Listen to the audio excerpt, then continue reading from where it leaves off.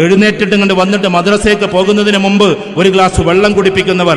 കാരണം ഏകദേശം 7 മണിക്കൂർ 8 മണിക്കൂർ ഈ കുട്ടി കിടന്നുറങ്ങിയിട്ട് അവന്റെ കിഡ്നി ആവശ്യപ്പെടുന്നത് വെള്ളം വേണമെന്നാണ്. എന്നിട്ട് നമ്മൾ കൊടുക്കുന്നത് കട്ടൻ ചായയാണ്. രാവിലെ ഒരു ഗ്ലാസ് വെള്ളം കുടിപ്പിക്കുക എന്നത് ആ കുട്ടിയോട് ചെയ്യാവുന്ന ഏറ്റവും വലിയ കടമയാണ്. കുട്ടികൾക്ക് കിഡ്നി ഫെയിലർ ആകുന്നു, ക്യാൻസർ, ഏർലി ക്യാൻസർ എന്ന് പറയുന്ന സാധനം വരുന്നു. അതേപോലെ തന്നെ ക്യാൻസറിൽ തന്നെ ഏറ്റവും സ്ട്രോങ് ആയിട്ടുള്ള ഈ ബ്ലഡ് ക്യാൻസർ ഏറ്റവും കൂടുതൽ വരുന്നത് കുട്ടികൾക്കാണ്. ഇതൊക്കെ നമ്മുടെ അശ്രദ്ധകളാണ്. അതിന് നമ്മുടെ ബജറ്റുമായി വലിയ ബന്ധമുണ്ട്.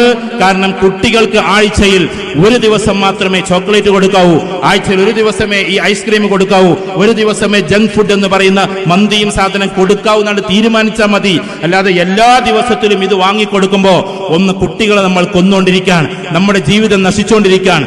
ആരോഗ്യം നമ്മുടെ കുടുംബത്തിലെ ഒരാൾക്ക് നഷ്ടപ്പെട്ടാൽ അതും കൊണ്ട് നമ്മൾ താങ്ങിപ്പോകേണ്ടി വരും.